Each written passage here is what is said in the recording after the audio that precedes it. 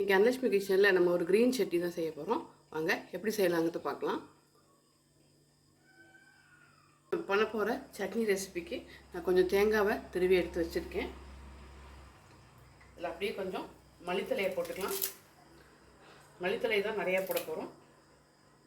ஒரு green chutney. So மல்லித்தலையை நான் போட்டுட்டேன். அதுக்கப்புறம் ஒரு 10-15 கருவேப்பிலை போட்டுக்கலாம். அடுத்து புதினா,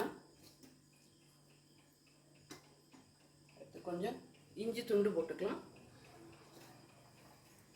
அடுத்து பூண்டு, காரத்துக்கு பச்சை மிளகா, இது உங்கள் ஆப்ஷன், எவ்வளோ காரத்துக்கு வேணுமோ போட்டுக்கோங்க.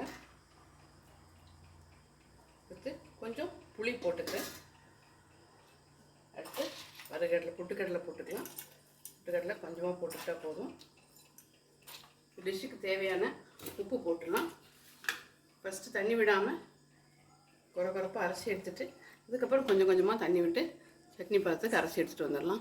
பாருங்கள், நல்ல சட்னி பதத்துக்கு நான் அரைச்சி எடுத்துகிட்டு வந்துட்டேன். நல்லெண்ணெயில் கடுகு, உளுத்தம்பருப்பு, ஒரு காஞ்ச மிளகா, கருவேப்பிலை போட்டு தாளித்து போயிட்டால் ஒரு சூப்பரான சட்னி ரெடி ஆயிரும். உடம்புக்கு ரொம்ப நல்லது, நல்ல டேஸ்டியாகவும் இருக்கும். ட்ரை பண்ணி பாருங்கள். இன்னொரு சூப்பரான சட்னியோடு மீட் பண்ணலாம். மறக்காமல் சேனல் லைக் பண்ணுங்கள், ஷேர் பண்ணுங்கள், சப்ஸ்கிரைப் பண்ணுங்கள். தேங்க்யூ.